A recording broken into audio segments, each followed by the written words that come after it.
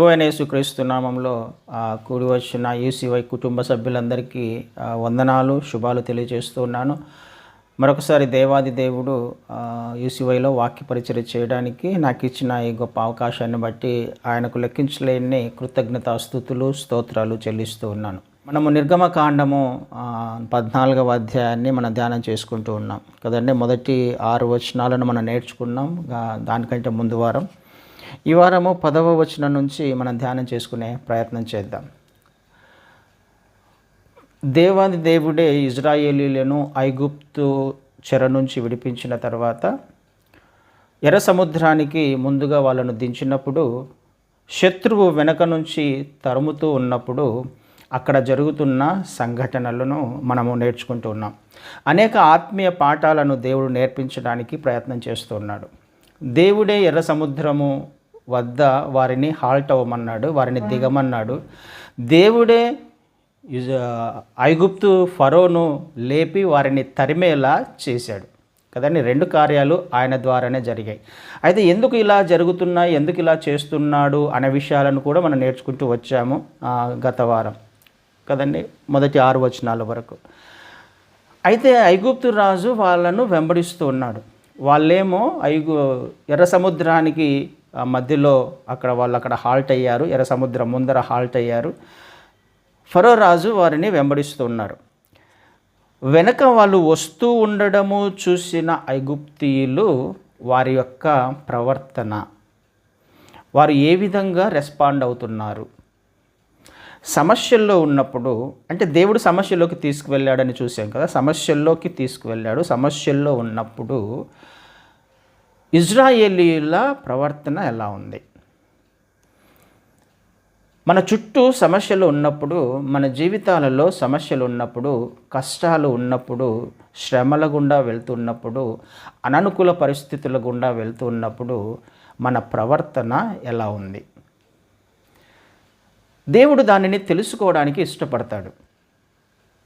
ఎందుకు? విడిపించినవాడు ఆయన, నడిపించేవాడు ఆయన, కనానుకు చేర్చేవాడు ఆయన, వాగ్దానం చేసినవాడు నరుడు కాదు, మామూలు వ్యక్తి కాదు, సర్వ సృష్టికర్త కదండి. ఈ విషయము వాళ్లకు తెలియాలి, మనకు తెలియాలి అనే విషయాన్ని ఆయన నేర్పించడానికి, మీ హృదయంలో ఏముందో మీకు తెలియచేయడానికి నేను ఈ విధంగా చేస్తున్నాను, ఈ విధంగా దూర ప్రాంతం కూడా తీసుకువెళ్తున్నాను అని మనం అనేక సార్లు చూసాం. వారి యొక్క ప్రవర్తనను ఒకసారి మనము జ్ఞాపకం చేసుకునే ప్రయత్నం చేద్దాం.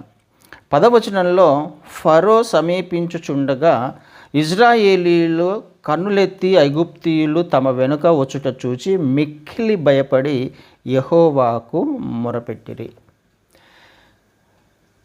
వారు తరుముతూ ఉన్నారు, ఐగుప్తీయులు తరుముతూ ఉండడం వాళ్ళు చూశారు. వెనక ఫరో రాజు వస్తున్నాడు, సైన్యము వస్తుంది.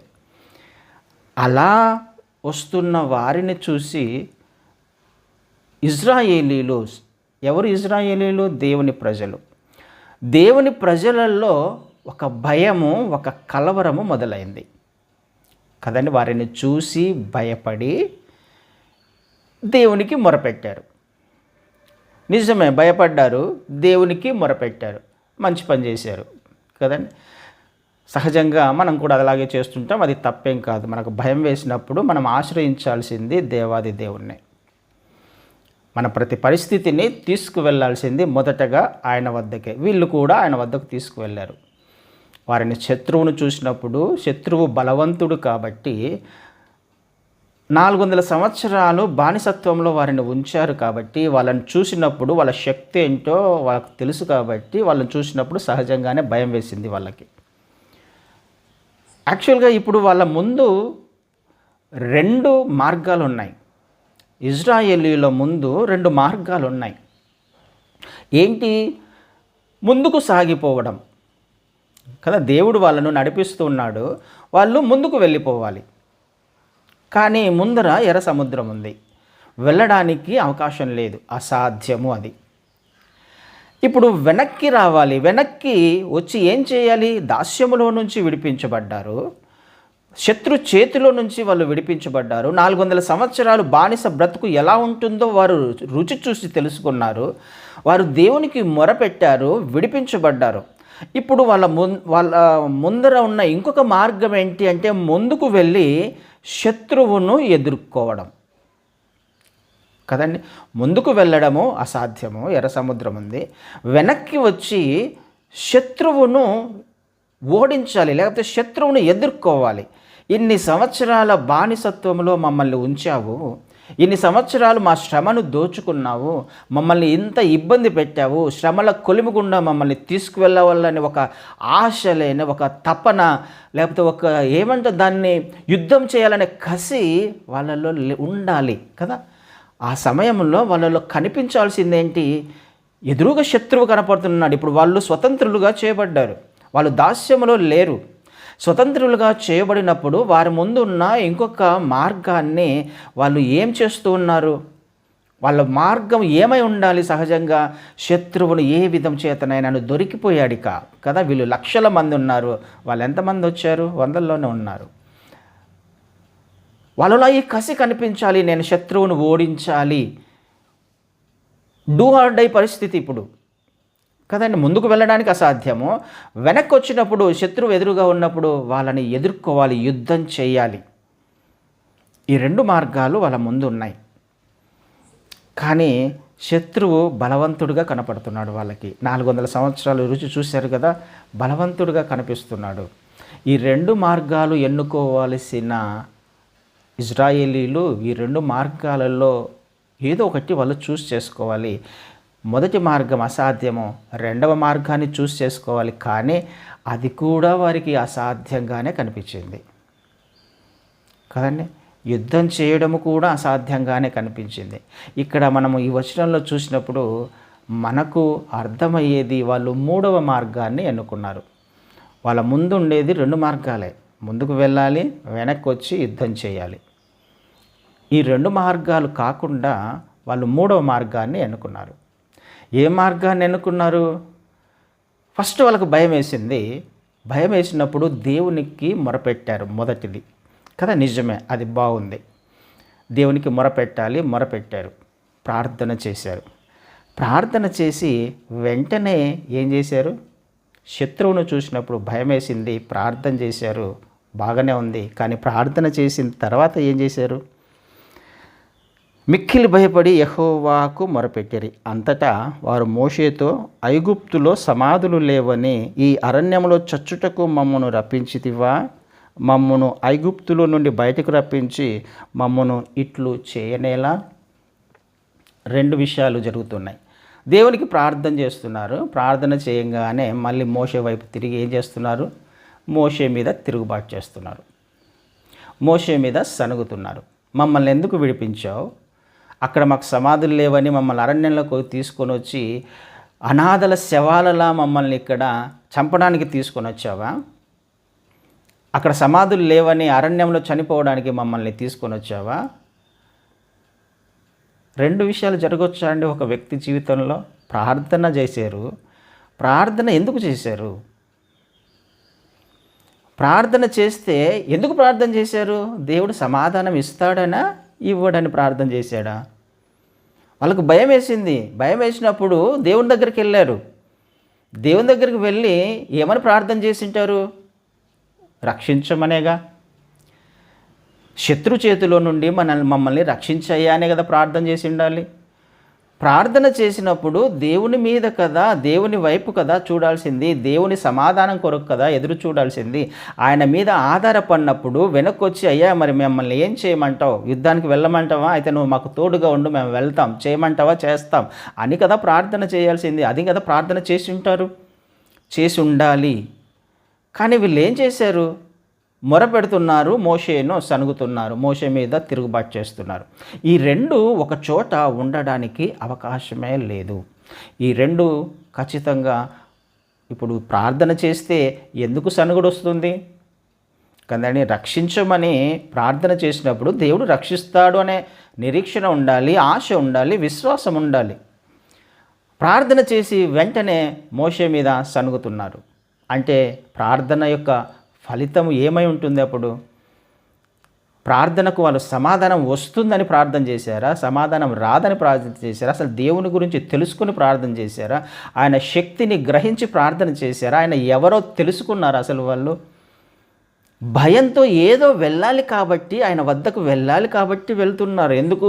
ఎదురుగా శత్రువు కనిపిస్తున్నాడు కాబట్టి, ఎదురుగా సమస్య కనిపిస్తుంది కాబట్టి కదండి. ఎదురుగా సమస్య ఉంది కాబట్టి భయపడ్డారు అంతే. దేవుని మీద ప్రేమనో, దేవుని మీద ఆశనో, దేవుడు సర్వశక్తిమంతుడనో, ఆయన ఘనకార్యాలు ఏమి చేయగలడో అనే అనుభవము వారికి ఇంకా రాలా. అన్ని అద్భుతాలు చేసినప్పటికి కూడా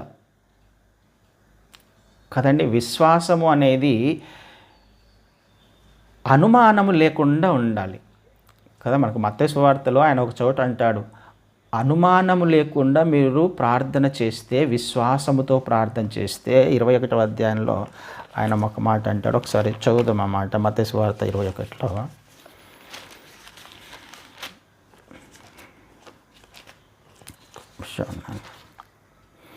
21:21 మీరు విశ్వాసము కలిగి సందేహింపకుండిన ఎడల ఈ అంజూరపు చెట్టునకు జరిగిన దానిని చేయుట మాత్రమే కాదు, ఈ కొండను చూసి నీవు ఎత్తబడి సముద్రములో పడవేయబడుదువుగాక అని చెప్పిన ఎడల అలాగు జరుగునని మీతో నిశ్చయంగా చెప్పుచున్నాను. విశ్వాసము కలిగి సందేహింపకుండిన ఎడల, చక్కని మాట. విశ్వాసము ఉండాలి, కానీ ఏమి ఉండకూడదు? సందేహం ఉండకూడదు. విశ్వాసం ఉండి సందేహము లేకపోతే నువ్వు చేసిన ప్రార్థనకు ప్రతిఫలం వస్తుంది. విశ్వాసం ఉంది, ప్రార్థన చేసావు, తిరుగుబాటు చేస్తున్నావు మోషే మీద. ఎందుకు తిరుగుబాటు చేస్తున్నావు? అప్పుడు సందేహం ఉంది, ఆయన ఇస్తాడో లేదో, ఆయన అసలు విన్నాడో లేదో, మమ్మల్ని రక్షిస్తాడో లేదో. రెండు ఒకే చోట ఉండే అవకాశం ఉందా? ప్రార్థన తిరుగుబాటు స్వభావము, ప్రార్థన దేవునికి నచ్చని లక్షణాలు, ప్రార్థన సనుగుడు గొనుగుడు, సంతృప్తి లేని జీవితం కదండి. ఈ రెండు ఒక చోట ఉండే అవకాశం ఉందా? ఖచ్చితంగా ఉండే అవకాశం లేదు. నువ్వు దేవుని మీద ఆధారపడ్డావా, అలాంటప్పుడు నీకు ఏ సమస్య కూడా సమస్యగా కనిపించదు. ఇవి చులకనైన శ్రమలు అంటారు పౌలు గారు కదండి. మనం వెళ్తున్నవి ఏవైనా కానీ ఆయన ఇవ్వబోయే మహిమ ఎదుట ఇవన్నీ కూడా చులకనైనవి, చులకనైన సమస్యలు. ఆయన శక్తి అర్థమైనప్పుడు, ఆయన ఎవరో నాకు తెలిసినప్పుడు, నాకు ఉండవలసిన ఈ విశ్వాసం ద్వారా నేను ముందుకెళ్ళి యుద్ధం చేయాలి, సమస్యను ఎదుర్కోవాలి, సమస్య మీద పోరాడాలి. నా దేవుడు విజయాన్నిచ్చే దేవుడు. అప్పటిదాకా 10 తెగుళ్ళ ద్వారా ఐగుప్తీయులను ఏం చేశాడో తెలుసా? వాళ్ళందరూ రుచి చూశారు.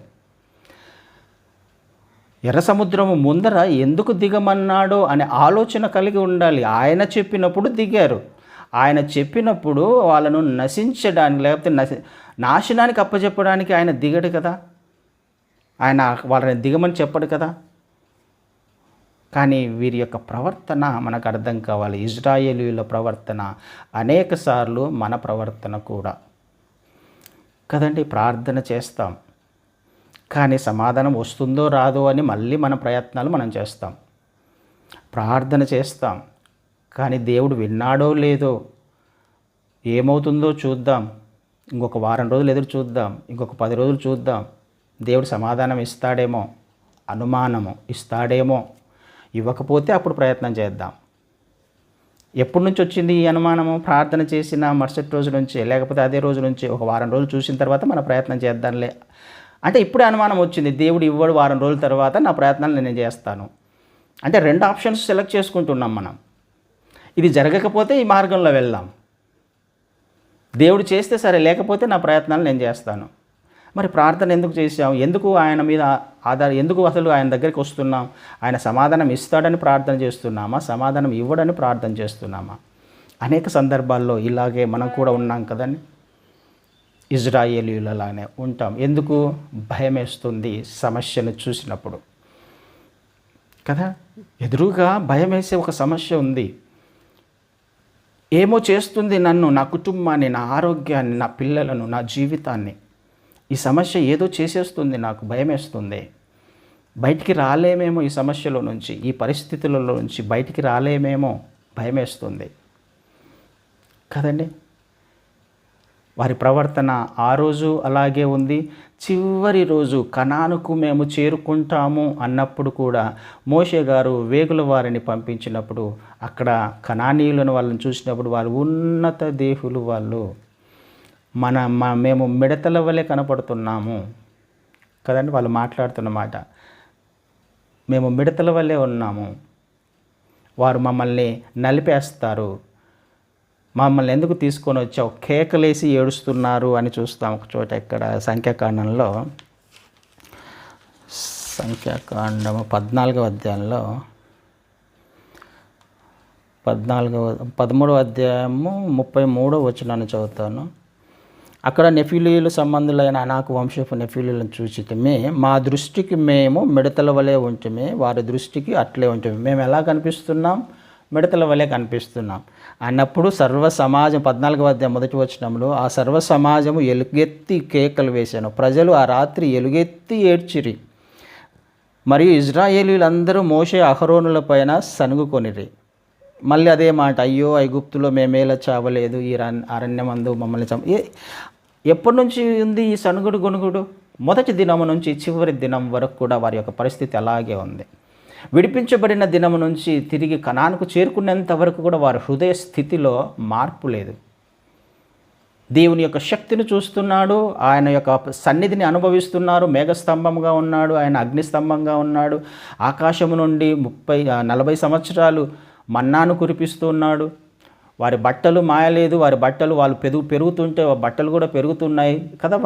ఎక్కడ అరణ్యంలో మనకేమన్నా చందన బ్రదర్స్ ఇవన్నీ ఉంటాయా? వాళ్ళు తీసుకువెళ్ళిన బట్టలు ఏమైపోతున్నాయి కదండి, ఎక్కడి నుంచి వస్తున్నాయి? వాళ్ళకి ఎన్నో అద్భుతాలు చూస్తున్నారు, దేవుని సన్నిధిని అనుభవిస్తున్నారు. అయినప్పటికీ ఆ రోజు ఏ విధంగా అయితే ప్రవర్తించారో కనానుకు చేరుకునే ముందు రోజు వరకు కూడా వాళ్ళు ఆ విధంగానే ప్రవర్తించారు. ఏమాత్రం మార్పు లేని విశ్వాసులు. ఇది మనకు అర్థం అవ్వాలి. రోజు గడుస్తున్న కొద్దీ మన ఆత్మీయ ప్రయాణము ఎలా ఉంది, మన విశ్వాసం యొక్క పరిమాణము ఎలా ఉంది, పెరుగుతుందా తగ్గుతుందా, లేకపోతే సనుగుడు గునుగుడు ఎక్కువైపోతుందా? దేవుని మీద ఎంతవరకు నేను విశ్వాసం ఉంచుతున్నాను, ఆయనని ఎంతవరకు నేను ప్రార్థన చేస్తున్నాను కదండి. ఇది కదా జరగాల్సింది. ఎందుకు ఇవన్నీ మన ముందు దుష్టాంతరములుగా ఉన్నాయి? మన కొరకే, నీ కొరకు, నా కొరకే. వాళ్ళు అలా ప్రవర్తించారు, ఇక మీదట మీరు ఇలా ప్రవర్తించకండి. మీ దేవుని యొక్క శక్తి ఏంటో అర్థం చేసుకునే ప్రయత్నం చేయండి. ఆయన మీ జీవితంలో ఏమి చేయగలడో అర్థం చేసుకునే ప్రయత్నం చేయండి. ఆయన మీకు అర్థమయ్యాడా? అసలు ఆయనను మీరు తెలుసుకున్నారా? వాళ్ళు తెలుసుకోలేకపోయారు, మీరైనా తెలుసుకోండి అని మన ముందు లేఖనాలు స్పష్టంగా మాట్లాడుతున్నాయి ఇజ్రాయేలీల జీవితం ద్వారా కదండి. వాళ్ళు బయటికి ఏడుస్తూ ఉన్నారు. సమాధులు లేవని అరణ్యంలో చచ్చుటకు మమ్మల్ని రప్పించితివా, మమ్మల్ని ఐగుప్తులో నుండి బయటకు రప్పించి మమ్మల్ని ఇట్లు చేయనేలా మా జోలికి రావద్దు. 12వ వచనంలో మా జోలికి రావద్దు, ఐగుప్తీయులకు దాసులమగుదుమని ఐగుప్తులో మేము మీతో చెప్పిన మాట ఇదే కదా. మేము ఈ అరణ్యమందు చచ్చుట కంటే ఐగుప్తీయులకు దాసులమగుటయే మేలని చెప్పిరి. ఏంటి వీళ్ళు ఎన్నుకున్న మూడో మార్గము? ముందుకు వెళ్ళాలా? కుదరదు, అసాధ్యము. వెనక్కి వెళ్ళి యుద్ధం చేయాలా? అది కుదరదు. అది కూడా శత్రువు వారికి బలవంతుడిగా కనిపిస్తున్నాడు. కానీ వీళ్ళల్లో ఒకటి మనం గమనించాలి, శత్రువును చూసినప్పుడు, భయం వేసినప్పుడు, ప్రార్థన చేసినప్పుడు, దేవుణ్ణి చూసినప్పుడు విశ్వాసం రావాలి కదా వాళ్ళకి కదండి. విశ్వాసం అంటేనే కనిపించనిది, నిరీక్షించబడుతున్న వాటి యొక్క నిజ స్వరూపం అది. శత్రువు కనిపిస్తున్నాడు కాబట్టి భయం వేస్తుంది. కనిపించని విశ్వాసం, లేకపోతే కనిపించని దేవుడు, కనిపించట్లేదు కాబట్టి దేవుడు ఆయన మీద విశ్వాసం ఉంచలేకపోతున్నాం. విశ్వాసి అంటేనే కనిపించని దేవుని మీద ఆధారపడేవాడు, నడిపిస్తున్నాడు అనేవాడే విశ్వాసి. కనిపించే వాటి మీద ఆధారపడేవాడు విశ్వాసి ఎలా అవుతాడు? క్రైస్తవుడు ఎలా అవుతాడు? అన్నీ చక్కగా జరుగుతున్నాయి, అన్నీ నేను అనుకున్న అంటే సొంత శక్తి చేత చేసుకుంటూ, ఆలోచనతో చేసుకుంటూ వెళ్తున్నవాడు క్రైస్తవుడు ఎలా అవుతాడు? దేవుని మీద ఆధారపడకుండా, విశ్వాస జీవితము జీవించకుండా, విశ్వాసాన్ని క్రియలలో చూపించకుండా అలాంటి ఆత్మీయ ప్రయాణం ఎలా అవుతుంది? కదండి. విశ్వాసం ఉన్నప్పుడు దేవుని మీద దేవుణ్ణి చూసినప్పుడు విశ్వాసం కలగాలి. శత్రువును చూసినప్పుడు భయం వేసినప్పుడు, దేవుణ్ణి చూసినప్పుడు విశ్వాసం కలగట్లేదా? ప్రార్థనకు వెళ్తున్నప్పుడు విశ్వాసం రావట్లేదా? దేవుడు సమాధానం ఇస్తాడని రావాలి కదండి. ఇది ఆత్మీయంగా మనము ప్రతిరోజు నేర్చుకోవాల్సిన ఆత్మీయ పాఠాలు. సమస్యను చూసి ఎప్పుడు భయపడొద్దు, భయపడకండి కదా. గొప్ప వాగ్దానం చేస్తున్నాడు అక్కడ ఆయన. నీకు భయం వేస్తుందేమో నీ సమస్యను చూసినప్పుడు కదండి. భయం వేసి ఏం చేస్తున్నారు వీళ్ళు? మేము తిరిగి దాస్యంలోకి వెళ్ళిపోతాం, నువ్వు మాత్రం మా జోలికి రావద్దు, మేము మళ్ళీ తిరిగి ఐగుప్తు ఆయన వస్తున్నాడు, ఆయనతో పాటుగా వెళ్ళిపోతాం, మేము చావడానికి మేము సిద్ధంగా లేం, మాకు ఏ కనాన్ అవసరం లేదు, ఏ అరణ్య మార్గం అక్కర్లేదు, మేము తిరిగి దాస్యంలోకి వెళ్ళిపోతాం, పాలు తేనెలు ప్రవహించు ప్రాంతము మాకు అవసరమే లేదు కదండి. ఎలాంటి స్థితికి వాళ్ళు వెళ్ళారు? దేనిని వాళ్ళు చేసుకున్నారు? ఉండాల్సిన 2 మార్గాలు, దేవుడి మార్గం ముందుకు వెళ్ళాలి, లేకపోతే యుద్ధం చేయాలి. కానీ వాళ్ళు దాస్యంలోకి వెళ్ళడానికే ఇష్టపడ్డారు కదా. మన జీవితాలు కూడా మనం కూడా కాంప్రమైజ్ అయిపోతూ ఉంటాం చాలా విషయాల్లో. ఏం చేస్తాం? అవ్వలేదు ఇంకా. దేవుని చిత్తానికి వ్యతిరేకంగా పరిస్థితులకు తలొగ్గి జీవించే ప్రయత్నం చేస్తూ ఉంటాం. పర్వాలేదులే అనుకుంటూ జీవించే ప్రయత్నం చేస్తుంటాం. అది దేవుని చిత్తమా? కదండి, దేవుని చిత్తం కాదు. దేవుని చిత్తము కాదు కాబట్టే వాళ్ళు తిరిగి దాస్యంలోకి వెళ్ళడానికి వాళ్ళు ప్రయత్నం చేశారు. వారి జీవితాన్ని చూసుకునే ప్రయత్నం చేశారు. దేవుని మీద ఆధారపడ్డాము, వాళ్ళు ఇంకా నేర్చుకోలేదు అన్ని అద్భుతాలు చేసినప్పటికీ కదండి. దాస్యాన్ని ఎన్నుకుంటున్నారు. మనము కూడా ఎక్కడైనా కాంప్రమైజ్ అవుతున్నామేమో. ఎన్నుకోవలసిన మార్గము యుద్ధం చేయాలి, ముందుకే వెళ్ళాలి, సమస్యల్లో ముందుకే వెళ్ళాలి. ఆయన అనుమతించాడు, నిన్ను ఒకవేళ తీసుకుని వెళ్ళి ఆయననే పెట్టాడేమో.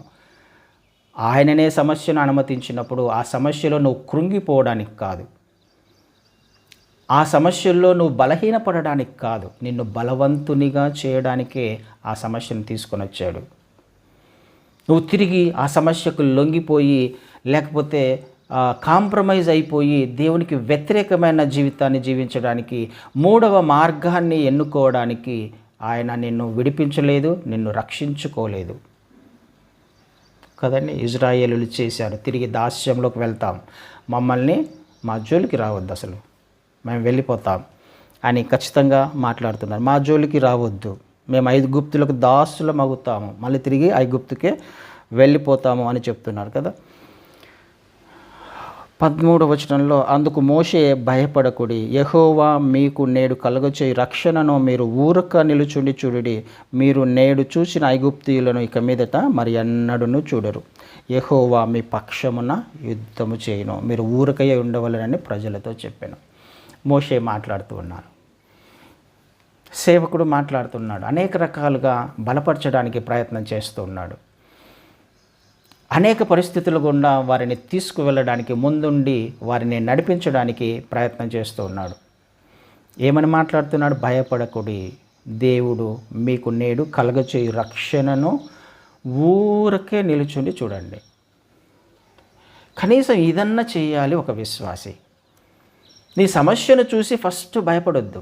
అది ఎంత పెద్ద సమస్య అయినా, సమస్య ఎంత బలంగా ఉన్నా, శత్రువు ఎంత బలవంతుడైనా చేయాల్సిన పని ఫస్ట్ భయపడొద్దు. ఇది అద్భుతమైన వాగ్దానం. ఎందుకు భయపడొద్దు? ఆ సమస్యను చూస్తున్నావే కానీ నన్ను చూడు అంటున్నాడు ఆయన. మహాకాశములు పట్టజాలని దేవుణ్ణి, ఆకాశము నా సింహాసనము, భూమి నా పాదపీఠము. అంత గొప్ప దేవుణ్ణి కలిగి ఉన్నాం. ఆయన ముందర నీకున్న సమస్య నీకు ఇంకా బలంగా కనిపిస్తుందా? అది దేవుడు ఈరోజు వాగ్దానం చేస్తున్నాడు. భయపడకు, నీ సమస్య ఏదైనా భయపడకు కదండి. ఎందుకు భయపడొద్దు? ఆయన వైపు చూసినప్పుడు భయమేదు.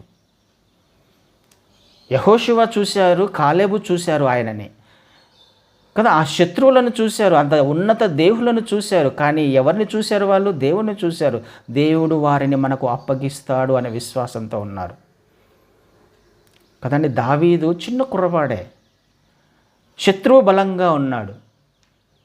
వీళ్ళేమో పిరికి పందల్లా వారు ఇజ్రాయేలీలేమో అక్కడే ఉండి యుద్ధానికి రావడానికి భయపడి వాళ్ళ గుడారాల్లోనే ఉన్నారు. సౌలు గారు వణికిపోతున్నారు లోపల కూర్చొని. శత్రువును చూస్తున్నారు, దేవుణ్ణి చూసే ప్రయత్నం చేయట్లేదు అక్కడ. కానీ చిన్న కుర్రాడు వెళ్ళి ఎవరిని చూస్తున్నాడు? శత్రువును కాదు చూసేది, నా దేవుణ్ణి, ఆయన కలిగి ఉన్న దేవుణ్ణి చూశాడు. దావీదు కలిగి ఉన్న దేవుడు ఎవరో అర్థమైంది దావీదు గారికి. ఆయన శక్తి ఏంటో, ఆయన ఏమి చేయగల సమర్థుడో దావీదు గారికి అర్థమైంది. ఇది జరగాలి మన జీవితంలో. భయపడొద్దు నీ సమస్యను చూసి. నీ సమస్య దేవునికి చాలా చిన్నది, చాలా చాలా చిన్నది. ఎప్పుడు భయం వేస్తుంది? నువ్వు సమస్యను చూసినప్పుడు భయం వేస్తుంది. కానీ నువ్వు చూడాల్సింది దేవుణ్ణి. దేవుణ్ణి చూసే ప్రయత్నం చేస్తే అది ఎంత పెద్ద సమస్య అయినా కానీ అక్కడ జరుగుతున్న పరిస్థితి ఏంది? భయపడకుడి, దేవుడు మీకు నేడు కలుగచేయబో రక్షణను చూడండి. దేవుడు రక్షణను వారికి కలుగచేయబోతున్నాడు. అందులో నుంచి వారిని విడిపించబోతున్నాడు ఇజ్రాయేలీలను. నీ సమస్యలో నుంచి కూడా నిన్ను విడిపించడానికి ఆయన ఇష్టపడుతున్నాడు.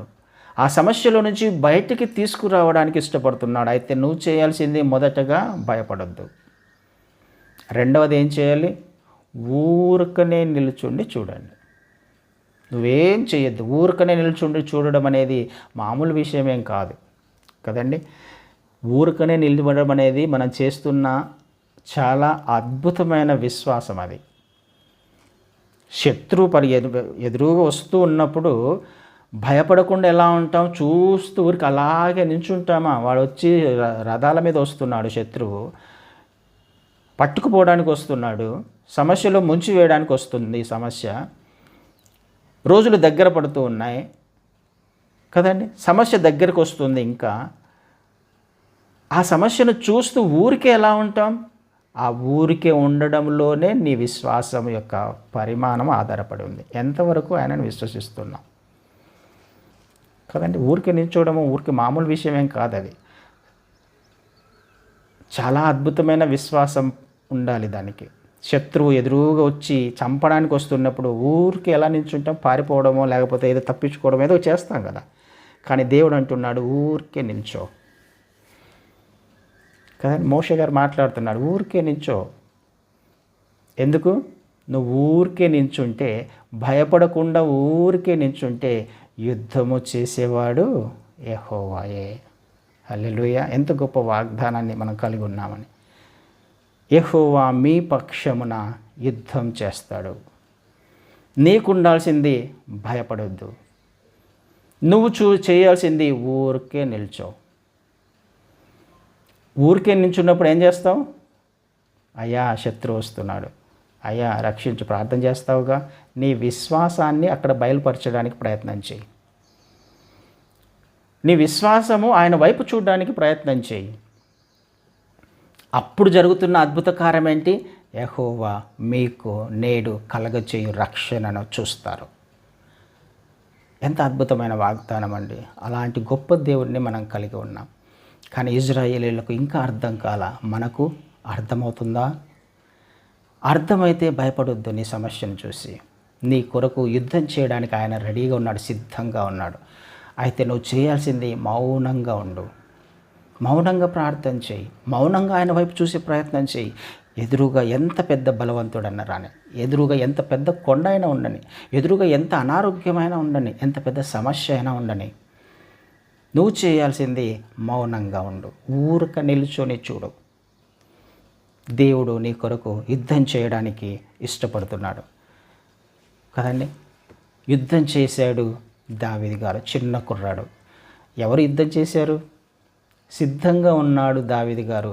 యుద్ధం చేసింది దేవాది దేవుడు. అన్నాడు కదా ఆ మాట, యుద్ధము యెహోవాదే, ఆయన నామమున నేను వస్తున్నా. నాది కాదు యుద్ధం, ఆయనదే. ఇది కదా చేయాల్సింది. ఇజ్రాయేలీలో ముందుకు వెళ్ళాలి. యుద్ధం యెహోవాదే అని శత్రువును జయించి ఉంటే, లేకపోతే యుద్ధం చేసి ఉండింటే అద్భుతంగా ఉండేదేమో. కానీ అలా చేయలే వాళ్ళు. భయపడ్డారు. నువ్వు కూడా భయపడుతున్నావేమో సమస్యను చూసి. యుద్ధం చేయడానికి నీ పక్షముగా ఆయన ఉన్నాడు. అయితే నువ్వు భయపడొద్దు, ఆయన వైపు చూడు. ఊరికే నించో, ఊరికే ప్రార్థనలో కూర్చో, ఊరికే ఆయనను చూడు, మౌనంగా ప్రార్థన చేసుకో. సమస్య నీ నుంచి దూరంగా వెళ్ళిపోతుంది. సమస్యలో నుంచి నిన్ను ఆయన బయటికి తీసుకురావడానికి, సమస్యను మేలుగా మార్చడానికి ఆయన ఇష్టపడుతున్నాడు. నీ పక్షముగా ఆయన యుద్ధం చేయడానికి ఆయన ఇష్టపడుతున్నాడు. హల్లెలూయా! ఎంత గొప్ప దేవుణ్ణి మనం కలిగి ఉన్నాం. వాళ్ళని ఇక మీదట నువ్వు ఎన్నడూ ఆ శత్రువుని చూడవు అని మోషే గారు చెప్తూ ఉన్నారు కదండి. మోషే గారు చెప్పారు, ఆ శత్రువును మళ్ళీ ఎన్నడూ చూడడు అని. దేవుని యందు విశ్వాసం ఉంచిన మోషే గారు చెప్పిన మాటని దేవాది దేవుడు నెరవేర్చాడు కదండి. దేవుడు ఏదైతే మోషే గారు పలికారో, నువ్వు మళ్ళీ చూడవు అని అన్నారో, ఆ శత్రువుని సముద్రంలో కంప్లీట్గా ముంచివేశాడు కదండి. ఏ ఒక్కరైనా బ్రతికారా? వాళ్ళు అందరూ మునిగిపోయారని చూస్తాం. ఎక్కడ చూస్తాం? 30వ వచనంలో చూస్తాం ఆ మాట కదండి. ఆ దినమున యెహోవా ఐగుప్తుల చేతిలో నుండి ఇజ్రాయేలీయులను రక్షించను. ఇజ్రాయేలీయులు చచ్చిన ఐగుప్తీయులను సముద్ర తీరమున చూచిరి కదండి. పరిగెత్తుకుంటూ వచ్చాడు ఇజ్రాయేలీయులను వెంబడించడానికి, తిరిగి దాస్యంలోకి తీసుకెళ్ళడానికి. కానీ ఐగుప్తీయులందరూ ఏమైపోయారు? చచ్చిన వారిని చూశారు. దేవుడు తన దాసుని యొక్క మాటను నెరవేర్చాడు కదండి. మోషే గారు అన్నారు విశ్వాసంతో, ఈ శత్రువును, ఈ సమస్యను, నువ్వు వెళ్తున్న ఈ సమస్య మరెన్నటికీ చూడవు అని మోషే గారు పలికితే, ఆయన మాటను దేవుడు సీరియస్గా తీసుకొని ప్రతి ఒక్కరిని కూడా సముద్రంలో ముంచివేశాడు. ఇది కదా నీ జీవితంలో జరగడానికి ఆయన ఇష్టపడుతున్నాడు, జరిగించడానికి ఇష్టపడుతున్నాడు, యుద్ధం నీ పక్షంగా చేయడానికి ఇష్టపడుతున్నాడు. అయితే నువ్వు భయపడకుండా మౌనంగా ప్రార్థనలో గడుపు, విశ్వాసంతో ఉండడానికి ప్రయత్నం చేయి. సనగకు, గొనగకు. ప్రార్థన చేశారు, మోషే మీద సనుగుతున్నారు, అది దేవునికి ఇష్టం లేదు. ప్రార్థన చేస్తే సనుగుడు ఉండకూడదు. సనుగుడు ఉందంటే ప్రార్థనకు ఫలితం రాదు. అనుమానిస్తున్నావంటే ప్రార్థనకు ఫలితం రాదు కదండి. రెండు ఒక చోట ఉండడానికి వీల్లేదు. అప్పుడు నీ సమస్య సముద్రంలో మునిగిపోతుంది, చచ్చిన స్థితిలోకి వెళ్తుంది. దేవుని శక్తిని నువ్వు గ్రహించినప్పుడు, దేవుడు నీ జీవితంలో ఏమి చేయగలడో నీకు అర్థమైనప్పుడు, నీ ప్రతి సమస్యకు సమాధానం దొరుకుతుంది. ఆమేన్.